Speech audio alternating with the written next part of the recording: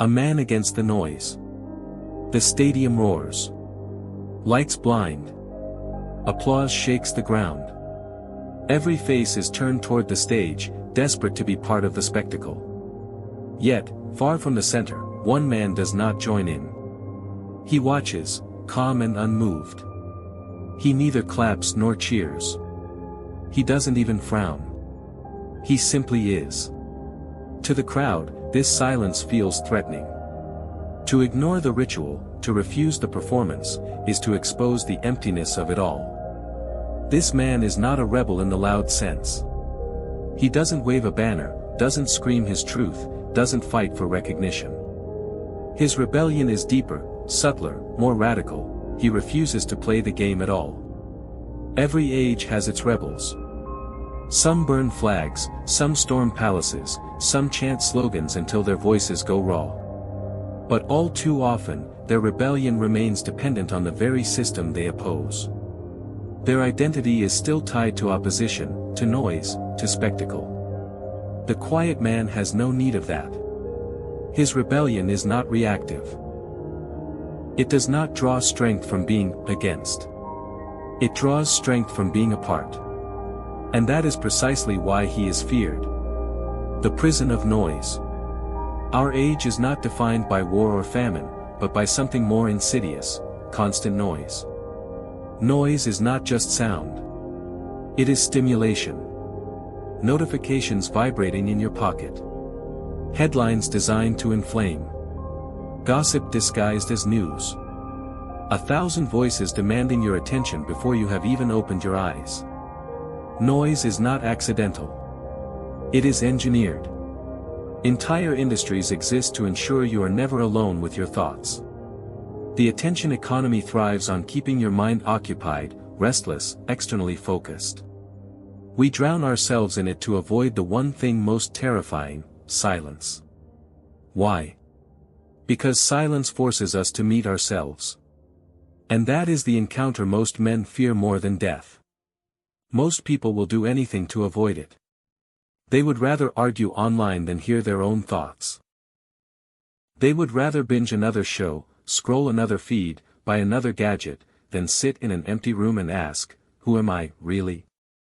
They will fill their lives with shallow activity because emptiness terrifies them.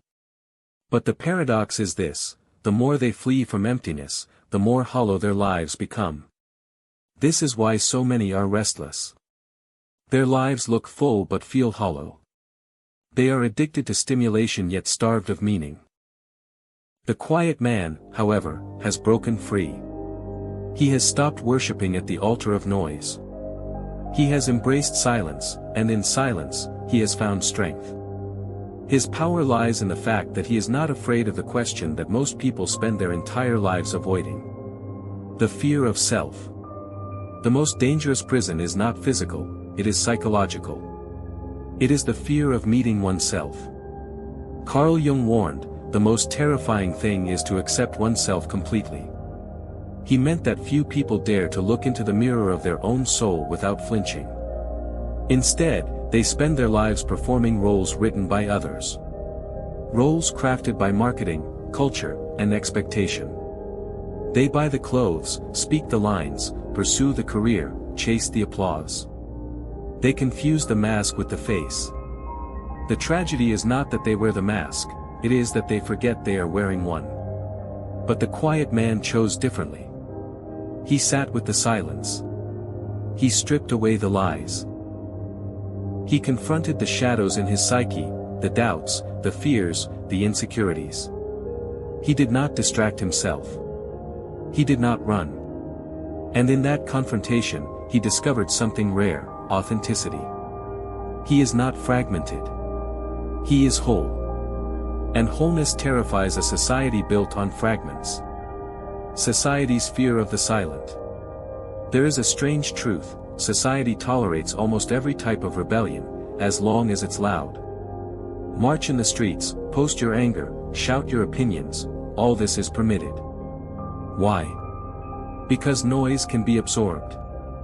Loud rebellion becomes part of the spectacle, another headline, another piece of content to consume. But silence? Silence cannot be absorbed. Silence reveals. Silence strips the stage bare and exposes the play as meaningless.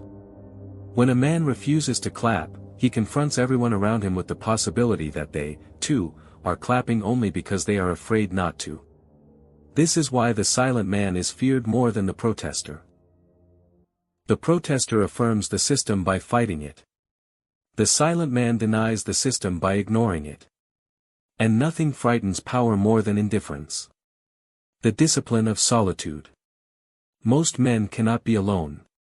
They mistake solitude for loneliness, silence for emptiness. They panic without constant input. But the quiet man has learned that solitude is not the absence of company, it is the presence of self. The ancient Stoics practiced this. Marcus Aurelius, an emperor surrounded by luxury and intrigue, retreated often into the fortress of his mind. He wrote in his meditations, "Nowhere can man find a quieter or more untroubled retreat than in his own soul." True solitude is not about fleeing the world, but about becoming sovereign within it. You could be in a marketplace or a battlefield, and still carry an inner silence that no noise can touch. This discipline is not passive. It is forged. It requires enduring the initial discomfort, the storm of thoughts, the inner chaos that surfaces when external distractions are removed. Most run from it. The quiet man remains. And in remaining, he finds mastery. The power of refusal. In an age where everyone wants to be seen, one of the greatest powers is the power to refuse. Refuse to explain. Refuse to justify. Refuse to be baited into constant reaction. Refusal is not weakness. Refusal is strength. It is the power to choose when and how you will act, instead of being dragged into every performance. The quiet man does not need to raise his voice. His very refusal is an earthquake. When he does not laugh at the joke everyone else laughs at, the room trembles. When he does not join the applause feels hollow. When he does not chase validation, others wonder why they are chasing it. His strength lies not in what he adds to the noise, but in what he withholds from it. The mirror effect. People are unsettled by him because he acts as a mirror. In his silence, others see their own noise. In his calm, others see their own restlessness. In his indifference, others see their own desperation for attention. They begin to sense the hollowness of their pursuits. And instead of confronting themselves, many choose to resent the quiet man. This resentment is not about him, it is about what he reflects back. He becomes a walking reminder that freedom is possible, that dignity is possible, that silence is possible. And this reminder is unbearable for those still addicted to noise. The dangerous freedom. What makes the quiet man dangerous is not aggression, but freedom. He cannot be bribed with applause. He cannot be manipulated by shame. He cannot be controlled by fear of exclusion. For the crowd, inclusion is everything. To be ignored is to be erased. But the quiet man has already embraced exclusion. He has already made peace with being alone. Therefore, he is untouchable. You cannot control a man who does not need what you offer. You cannot break a man who has already made peace with being misunderstood. This is why the most dangerous men in history were not the loud conquerors, but the silent ones. The Buddha, who walked away from a palace and shattered an entire civilization's illusions. Socrates, who asked questions in the marketplace until the city condemned him to drink poison. Diogenes, who lived in a barrel and mocked the pretenses of the powerful. Their danger was not in armies or wealth, but in indifference to the games of men. The quiet revolution. The revolution of the quiet man is invisible. It happens in bedrooms, in libraries, in long walks at night. He does not storm palaces. He withdraws from them. He does not burn books. He refuses to be intoxicated by them. He does not chant slogans. He simply lives differently. And yet, this revolution spreads. Slowly, invisibly, like a spark that refuses to go out. Because when one man shows that it is possible to live without noise, others begin to wonder, can I do the same? The war within. Every man who chooses silence must first fight a war within. The enemy is not the crowd. The enemy is not the chatter of the world. The enemy is the inner addict, that part of you that craves validation, applause, recognition. It whispers. Say something, so they don't forget you. Join them, so you're not left behind. Be visible, or you will vanish. This inner addict is powerful because it disguises itself as survival. It tells you that to remain quiet is to be erased. But the truth is the opposite. Noise erases you. Noise makes you identical to everyone else. Noise makes you replaceable. Silence, on the other hand, forces you to become someone different. Someone solid. Someone real. The war within is never won once. It must be fought daily. Every moment you choose not to react, not to prove, not to perform, you sharpen your sword against the addict. And slowly, the addict starves. The aura of authority. There is a strange aura that forms around a man who has mastered silence. In a meeting, he does not rush to speak. Others fill the air with words, but their words lose weight the longer he remains quiet. When he finally does speak, every ear tilts toward him. Why? Because silence makes speech rare. And rarity creates value. The loud man depletes himself. He becomes predictable, exhausting, ignorable. The quiet man, by contrast, cultivates mystery. His silence suggests he knows something others do not. This is why kings and generals feared their silent advisors more than their noisy rivals. The rival they could predict. The advisor they could not. Authority, true authority, does not need to declare itself. It radiates. And silence is its core. The strength of detachment. The crowd is addicted to outcomes. Who liked their post? Who noticed their joke? Who admired their success? But the quiet man is free because he detaches himself from these outcomes. He acts without begging for recognition. He creates without waiting for applause. He wins without the need for witnesses. This detachment gives him something rarer than pleasure, peace. The Stoics called this apatheia, not apathy, but freedom from being ruled by passion, fear, or vanity. It is the state of a man who has stepped outside the game. Detached, he cannot be bribed. Detached, he cannot be blackmailed. Detached, he cannot be broken. This is why the crowd feels uneasy around him. They sense they have no power over him. And a man who cannot be controlled is always feared. The quiet test. The test of a man's strength is simple: place him in silence. Strip away his devices. Remove his audience. Take away his stage, his applause, his distractions. What remains? Many collapse. They cannot bear the sound of their own mind. They reach for any escape, drink, gossip, meaningless chatter, anything but silence. But the rare man, the dangerous man, does not collapse. He sits. He breathes. He listens. And slowly, the silence ceases to be an enemy and becomes an ally. The quiet test separates the fragile from the unshakable. The hidden language of silence. Silence is not empty. Silence speaks. To the weak, it says, I do not need you. To the strong, it says, I recognize you. To the foolish, it says, I see through you. To the wise, it says, we already understand each other. This is why silence bonds men of strength more deeply than words.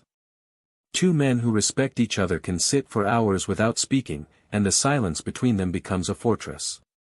But place a weak man in that same silence, and he crumbles. He fills it with babble, with jokes, with nervous laughter. He cannot stand what silence reveals about him. Thus silence is a weapon, a filter, a language. It reveals character faster than speech ever could. The world will misunderstand you. A man who embraces silence must prepare himself for exile. The world will not understand him. They will call him arrogant, because he refuses to explain himself. They will call him antisocial, because he refuses to perform. They will call him cold, because he refuses to flatter. But this misunderstanding is not a curse. It is a crown. To be misunderstood is to be free from the tyranny of being explained. It means you no longer live for their interpretation, but for your own truth. Remember this: every man who ever changed the world was misunderstood in his own time. The still core. At the heart of it all lies the still core. The quiet man is not simply avoiding noise. He is cultivating a deeper center, a stillness that cannot be shaken by success or failure, love or betrayal, praise or insult. This still core is the essence of Stoicism. It is the Roman general Marcus Aurelius writing at night while empires fell around him. It is the samurai meditating before battle. It is the monk smiling while rulers quarrel over power. The world spins, but the quiet man remains still. And in that stillness lies a freedom louder than any voice. The unshakable man. The temptation is everywhere. The world begs you to scatter yourself. To trade silence for noise. To abandon your center for applause. To dilute your strength in exchange for belonging. But every time you bow to noise, you lose the very thing that made you strong in the first place.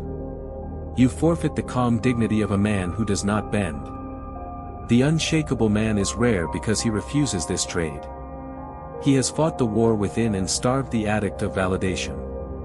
He has endured the misunderstanding of the crowd and chosen exile over delusion. He has faced the mirror of silence and learned to sit with himself. He has mastered detachment so no bribe, threat, or flattery can move him. He has cultivated the aura of authority that comes from restraint, not volume. And he has built the still core, that immovable fortress inside him that storms, betrayals, and temptations cannot touch. He does not perform. He does not chase. He does not explain. He simply is. This is the highest form of power, not domination over others, but mastery of oneself. It is the kind of strength that cannot be taken, because it does not depend on anything external. The unshakable man is not loud, yet his presence fills the room. He is not busy, yet his life carries weight. He is not popular, yet he is respected, even feared. And in a world addicted to noise, he stands apart as a monument of silence. A mountain does not explain itself. The ocean does not apologize for its depth. The sun does not beg to be seen. So too, the unshakable man does not bend for recognition. He knows that true power is not in being heard, but in being unmovable. And when the crowd looks to him, confused, unsettled, even envious, he simply remains still. Because the world is chaos. But he is silence. And silence cannot be broken.